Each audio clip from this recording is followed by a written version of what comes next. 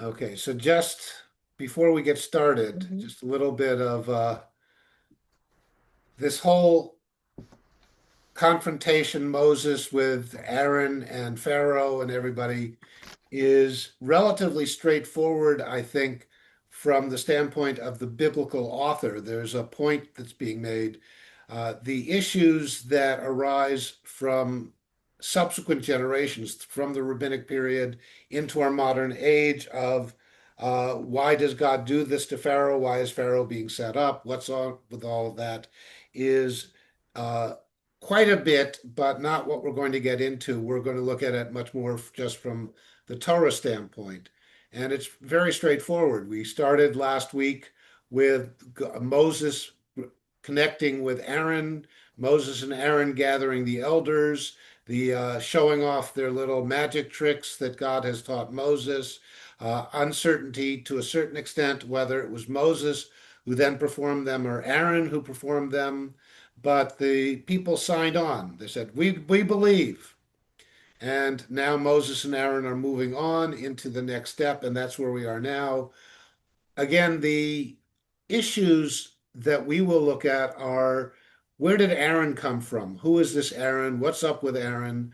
Which will be a little bit more clarified as it becomes more muddy when we look at the alternative story in the blue when we get to chapter 6. And then we're going to get a little bit of a genealogy of the Levites and of Moses and of Aaron, but we'll hold off on that. Right now, God tells Moses, go connect with Aaron. God tells Aaron, go connect with Moses. They all go. And at this point, the only revelation, the only encounter between God and a person was Moses. So notice what happens now when they go to Pharaoh. First, then, any questions on any words or anything within the text? The last word of line number two, is that ach or cha? Not line two, but paragraph two. The second line of the whole thing, No, no, verse the end two, of right before paragraph three. verse three. Yes. Yeah. So there we have the ach because it's at the end of the word, Mhm. and it's that specific chet and that Ashalet. specific vowel, the patach, and at the end of a word that we flip the sound. So Mhm. ashaleach. Ah, Okay. If it were any other vowel or any other ch sound, or for example, two lines below it, nizbecha, it's not at the end of the word, so we don't flip. So it's a very specific comment, a very specific combination of letter and vowel at the end of the word. Whereas up here on line two, shalach, there's no under the chet, so it's just a normal shalach. It's funny that they don't add an ayin in between to make it ach. And, Well, then it would be a different word. Again, remember, this is oh, the these are roots. Yeah, way that it's written in the Torah as opposed to the way that it was pronounced. right. So, va'achar is and after. So our verse 1 is va'achar ba'u Moshe va'aharon vayomru el paro ko amar Adonai Elohei Yisrael shalach et ami vayachogu li bamidbar. So va'achar is and after, which again doesn't give us a time frame of timeliness, only a time frame of process. So we don't know how long after, in the same way that we had the other afters, which in some cases seem to be 40 or 50 years. How long did it take Moses and Aaron to leave the elders, leave the people, and go to confront Pharaoh? We don't know if Moses used his previous palace pass, having grown up in the palace, But remember, our time frame was now Moses has not been back in the palace for possibly 50, 60 years. So one would think that his palace pass has probably expired by now. 60. And Aaron has no relationship to the palace. So we don't know the process by which Moses and Aaron had to go to set a date for a meeting with Pharaoh, or they just walked in. None of that is clear in the text. How do we know it's 50 or 60 years? Because remember, Moses beat a taskmaster Hmm. So and he's about fled to 15 or Midian. 20, right? So he's probably 20. Hmm. Moses starts this new job when he's 80. And we know that because it's a 40-year job and he dies at the end of it at the age of 120. So we probably should assume that this Pharaoh is not the Pharaoh of his uh Not only childhood. should we not assume it, but we are told in one of the texts Mhm. that God says to Moses, you can go back now because everybody who wanted to kill you is dead. Oh, So Pharaoh and all of his officers who've been assigned with the hit on Moses are all dead. So after somehow Ba'u Moshe va'Aharon, came Moses and Aaron, and it doesn't say where they came, and it doesn't say went. One would think since they're leaving their encounter with the elders and the Israelites, they would have gone, but they didn't, they came. Usually when you come to someplace, but there's no coming to. So after came Moses and Aaron, and we don't know, came where? Came to the secretary of Pharaoh to get an appointment, came to the border guard. We don't know where they came. The next thing we know, Vayomru el Paro, and they said to Pharaoh. Again, now here it's Vayomru, plural. So Moses and Aaron are apparently both talking, or one of them is speaking on behalf of both of them, but it's they said to Pharaoh. And now we have our first quote. Ko Amar Adonai Elohei Yisrael. Thus says Adonai, the God of Israel. So this is a quote that they're saying. This is what they said to Pharaoh. And then a next internal quote within the quote is, this is what God said, apparently to us. Shalach et ami, send out my people. And it doesn't say send them out where. We usually translate it as let my people go, but that would be allow my people to go would be a whole different set of verbs. Or make my people go would be a different verb. So this is send out. Send my people. All right. Why? Vayachogu li bamidbar. Vayachogu, the root is chag. So festivate. Chag is a circle dance, a liturgical circle dance. That's why we chag when we do the Hallel on holidays.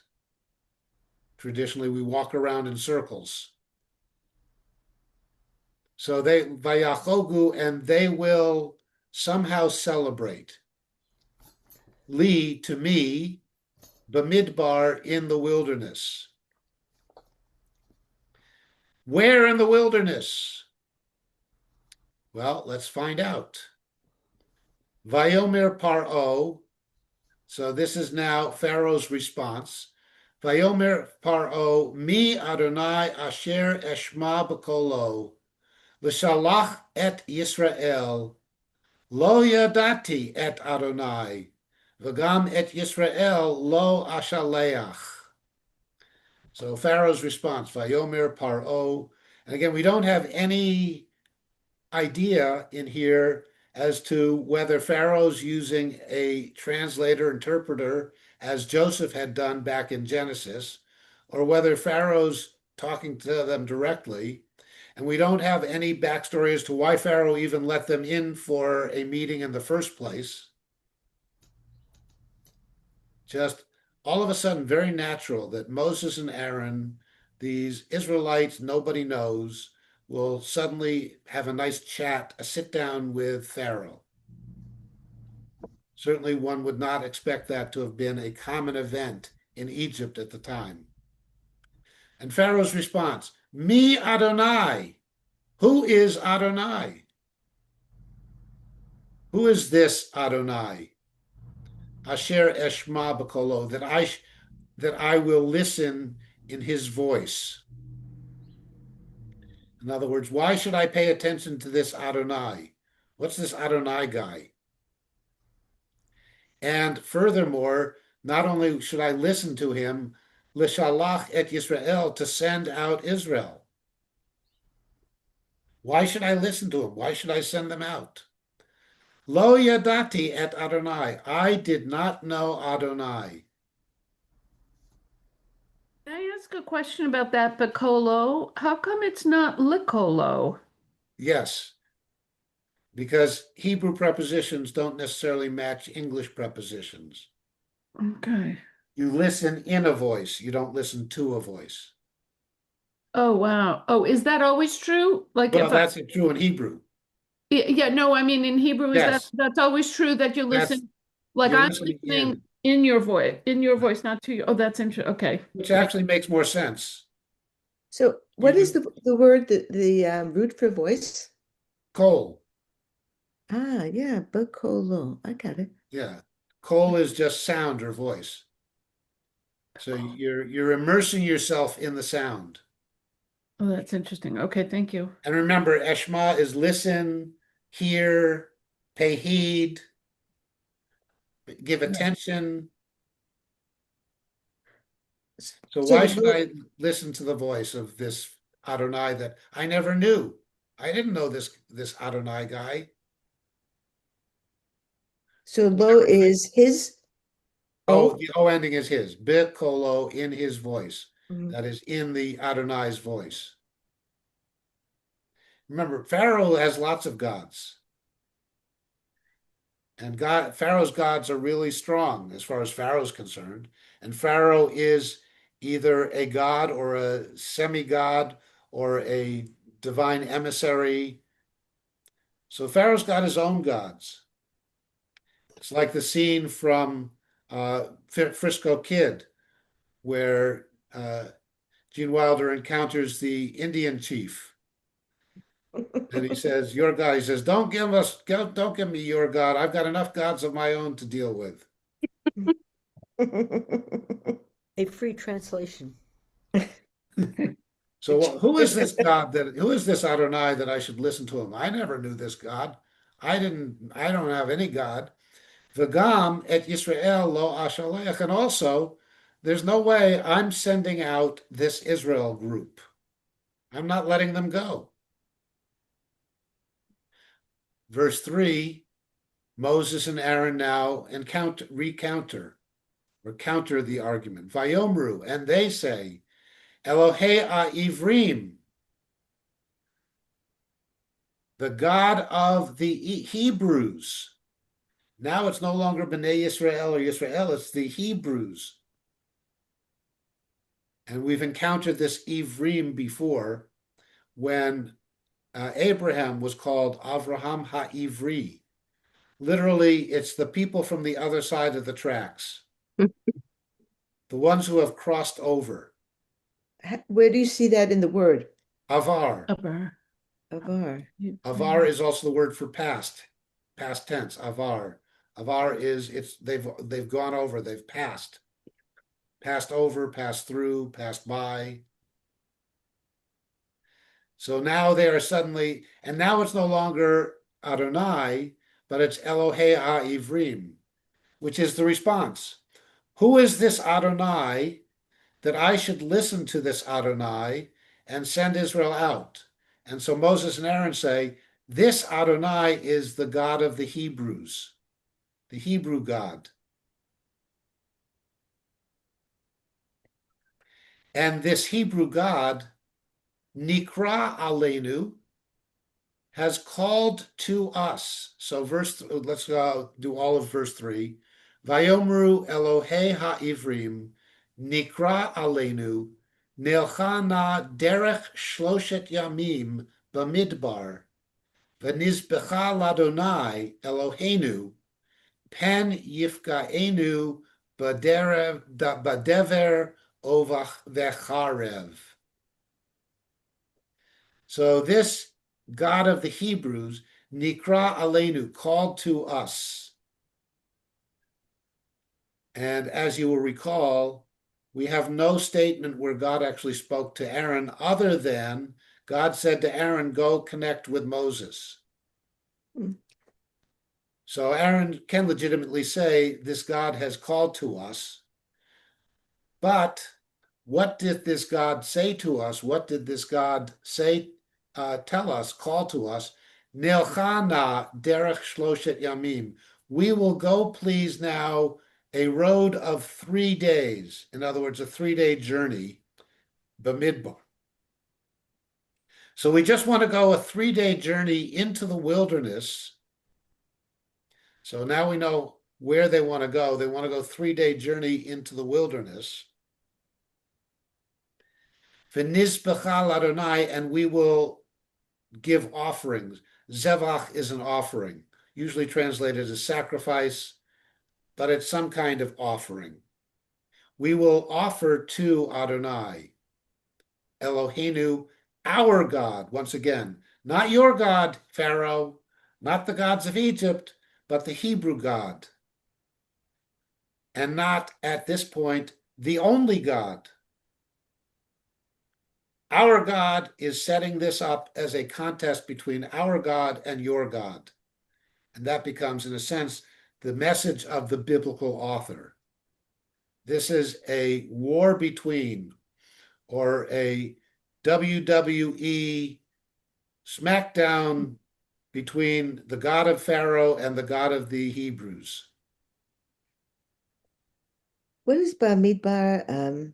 Bamidbar, in the wilderness, in that something that's east of Goshen. And Venice. Midbar. Midbar is the wilderness. Ba in the Midbar wilderness. Yeah, but the next word. V'nizbecha. Zevach is the root. V'nizbecha, and we will. The nun tells us that it's the first person plural. V'nizbecha, and we will do an offering. We will do a zevach. Leviticus, we're going to get a lot of zevachim on a mazbeach. So we're going to do offerings to Adonai, who is our God, that is the God of the Hebrews. And why do we have to do offerings to our God? Because if we don't sacrifice to our God's pen is lest. Yifkaenu, paga is affliction. Yifkaenu, this God, Adonai will afflict us. If we don't go out 3-day journey into the wilderness and do offerings to Adonai, our God, God will afflict us, badever ovecharev. God will afflict us with pestilence or sword. Dever is going to become one of the plagues. It's a pestilence. A pox on our houses, to use a later bard. So if we don't go out and offer 3-day journey, then God's going to afflict us with some kind of disaster, whether it be a pestilence disaster or an attack by some others, the sword. What is the sword roots? Does it include the vet? Cherev. Cherev is a sword. Erev. So how come the ba with becomes be with the Because with? there's a chet and it's becharev. You vechar the definite article when it's combined with a prefix can be ba, be, or ba with a long vowel, ba with a short vowel, be. It just depends on pronunciation. This is oratorical. And it's just sound words. But does it depend on the next letter? Yes, it depends on the next letter and the vowel under that letter. Decha. So, for example, haaretz has a different ah than hagafen. It's just a matter of what their pronunciation was, and for ease of pronunciation. Mhm. Again, v'nizbechal Adonai Eloheinu pen yifkaenu va'dever o vecharev. Vacharev just doesn't roll as easily off the throat. So if we don't, we've been here for, according to one tradition, 400 years, and all of a sudden God says, you better get out there and sacrifice to me a 3-day journey into the wilderness, or else I'm going to afflict you with all sorts of suffering. I'm going to send my drone swords to drop them on you. This is what, at least this is what Moses and Aaron is saying to Pharaoh, why they need to go. It's not send them out to freedom, but give them a festival day off, give them holiday pay. So it's interesting that the Passover story isn't really one of self-liberation, of people taking their freedom, their power in their hands, but just following what God tells them to do. Yes, that's the biblical story. Interesting. Because We don't we are, we tend to interpret it the other way, don't we? well, the rabbis do a lot with it later. We do a lot with it later. We look at it from our lens, but here we're looking at it from the biblical author and audience lens. Hmm. And this is a story that's convincing this people to follow this God. Hmm. And why should they follow this God? Because this God has more power over the world than any other God. And that's why we have this big major match set up between the gods. Pharaoh's gods against Israel's God. And the first statement is we just want to get out for a little festival time. We want to go sing and dance in circles in the wilderness and offer some stuff to our God to avert this God being angry with us. Why would this God be angry with us? We don't know. Why would this God afflict us with pestilence and sword? We don't know. We just know that if we don't do it, it's going to happen. And Moses and Aaron are saying this to Pharaoh. Nowhere prior to this, by the way, in any of the Moses and Aaron encounter, does God say, I want you to do this because of this. That is, this whole let us go out and celebrate is not in what God told Moses and not apparently in what Moses told Aaron. This is what Moses and Aaron are saying to Pharaoh. We don't know where they got it from. So And you previously, yeah. God says, I've been hearing about the afflictions of people, so I'm going to free them from their affliction. I'm going to free them from their affliction, and if they don't do it, I'm going to afflict them. So, did God say this, or did Moses and Aaron say that God said this? And are Moses and Aaron saying this because once they're 3-day journey away, then they can get out? So we don't know. Again, the biblical author is not telling us who said what fully and what are the justifications for what they say. But can't we assume that there's some human um, what is the word? That even if God tells them to do something, they have some choice in how they do it. Exactly. Right. And So there's yes, some you can, human choice. There's some human, what is the word? Agency. right. God said, let go to Pharaoh and tell them to let the people go. This Mhm, is the pretext under which Moses and Aaron have chosen to try to help God, help Pharaoh let them go. But we can only assume that if you want to write that into your midrash of assumption. mhm, Yes, we can assume all sorts of things because it's not stated. We can assume God really did say this to Moses, but we didn't hear that part of the conversation. We can assume that God simply gave them, Moses, a general statement, get the people out of there, and I'll back you up with it. mhm, And that Moses and Aaron have decided rather than show off their magic tricks initially, they're going to start by trying to reason with Pharaoh and saying, look, we just want to take a little 3-day vacation into the Sinai. You know, we hear that there's nice beaches on the other side of the Sinai, on Sharm el Sheikh. We hear there's some good skiing up in the mountains, whatever. We just want to take a little vacation and we're going to do an offering to God and have a little party for God while we're at that. And we better do it because otherwise God's going to cause problems for us mhm. if we don't take a vacation with God. So, yeah, we don't know what and how and why they came up with this. 4. Vayomer Alehem Melech Mitzrayim Lama Moshe va'Aharon Tafriu et ha'am mima'asav lechu lesivlotechem. So Pharaoh now responds. Now he's no longer Pharaoh. Now he's Melech Mitzrayim, the king of Egypt. Vayomer Alehem, and said to them, Melech Mitzrayim, the king of Egypt, Lama Moshe va'Aharon, now speaking in second person and third person at the same time.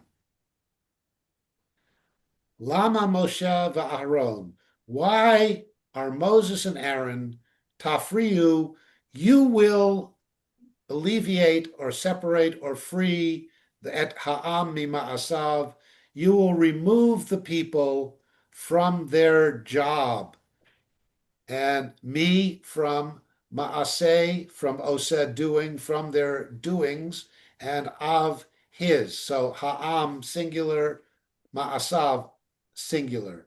So you will free the people, you will remove the people from their job. You're going to let them have vacation? No, no vacation on this job. Why are Moses and Aaron, you are removing the people from their work? I'll tell you what to do. Lechu lesiv lotechem, go to your burdens, your tasks. So go to your burdensome job. Sivlot is the root, burdens. Sivlote, burdens of. Chem, you plural. Go do your job. I don't care if it's a burdensome job. I don't care if you want a vacation. You don't get vacation. You don't even get personal time. No sick leave. Verse 5. Vayomer Paro, and now again it's Pharaoh talking.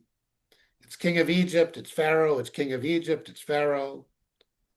Vayomer Paro, Hein Rabim Ata, Am Haaretz, Vehish Batem Otam Misivlotam. So Pharaoh now says, Hen Rabim Ata, they are many now. Ata with an ayin is now. They are many now, and they are an Am Haaretz. They are a people of the land, literally. In later Jewish work, Am Haaretz is a uneducated dirt farmer, dirt worker. Or as we would say, when you dig up the ground, you get a whole bunch of compacted earth, which we call clods. And Am Haaretz becomes a clod in later pejorative sense. Is it biblically that way? We can't know. We know that that becomes the term. So they are many, and they are a bunch of clods. They are a people of the land. V'hishbatem otam, misiv lotam. Notice the root of the word v'hishbatem is Shabbat.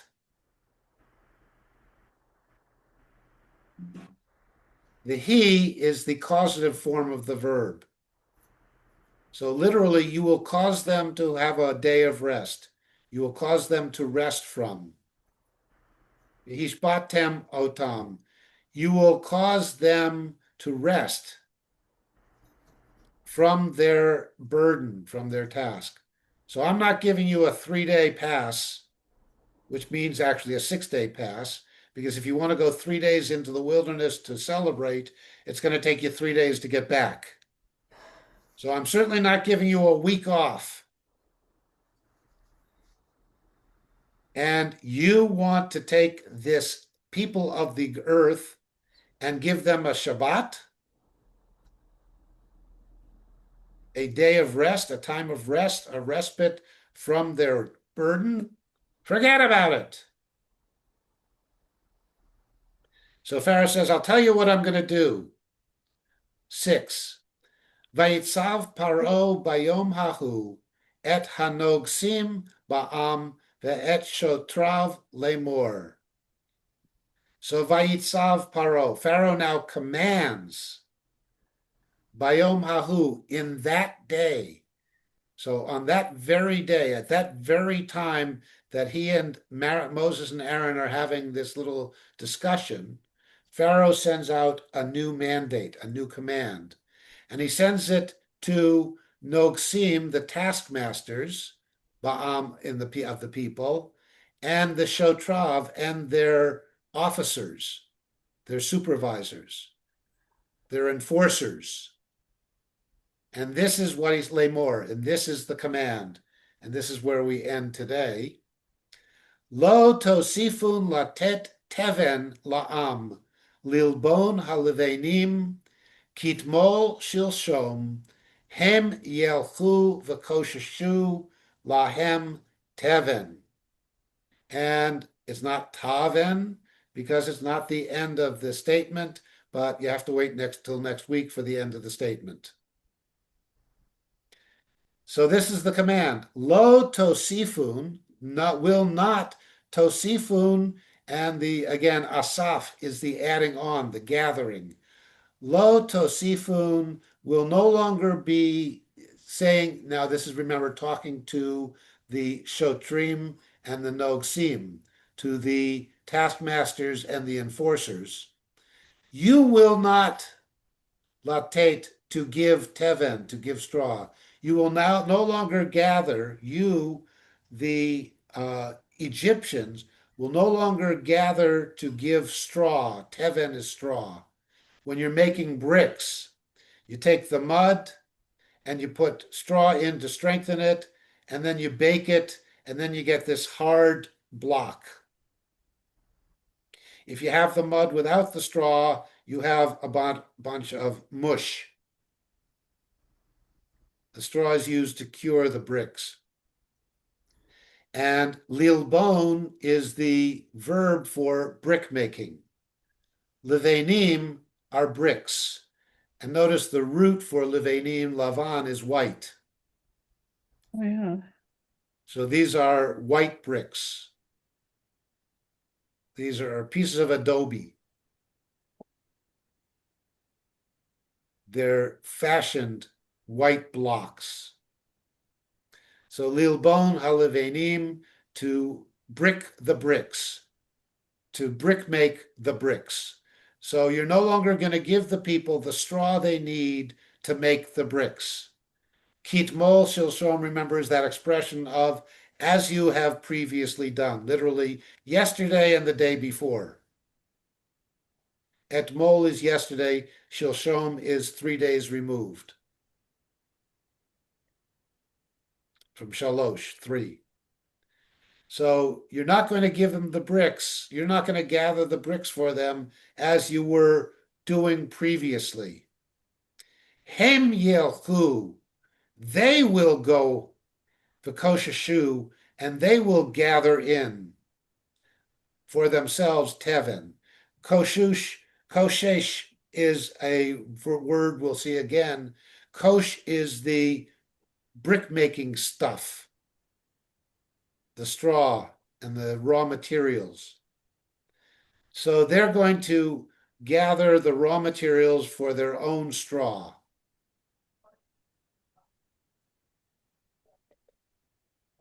This is Pharaoh's response to Moses and Aaron's request that the people be given a 6-day holiday. Yeah, just make it worse for them. Yeah, exactly. You wanted to let them go to take, you're going to give them a Shabbat, a day off. You're going to give them a 6-day holiday. I'll tell you what, go do your job, and now you have to gather the stuff as well. And next week, the further command, which you will be practicing reading for this week, is here, verses 8 through 15. 8. Ve'et matkonet halevenim asher hem osim tamol shilshom tasimu alehem lo tigra'u mimenu ki nirpim hem alken hem tsoakim lemor nelcha nizbecha lelohenu.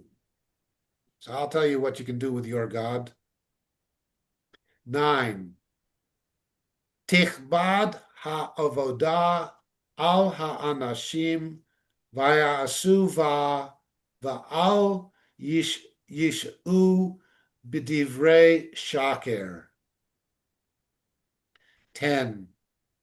Vayetzu nogsei ha'am v'shotrav vayomru el ha'am lemor.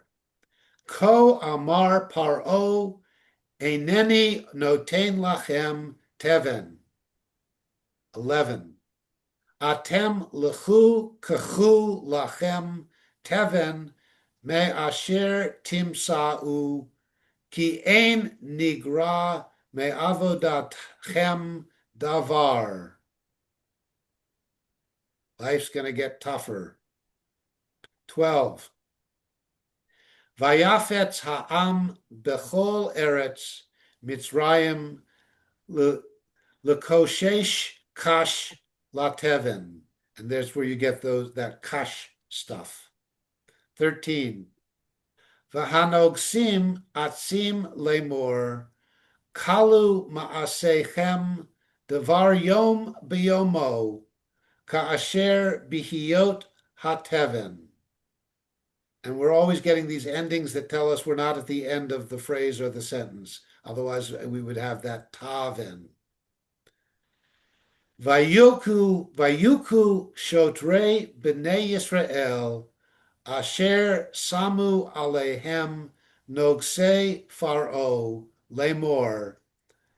Madua lo chilitem hakchem lilbon kitmol shilshom Gam tamol gam hayom. So we have all this stuff of back and forth. Yesterday, today, the day before. And finally, verse 15.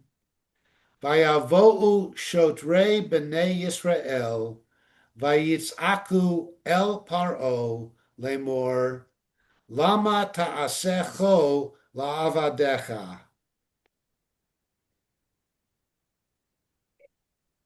So life is getting tougher thanks to Moses and Aaron. All For part the of people God, like that. yeah, all part of God's plan.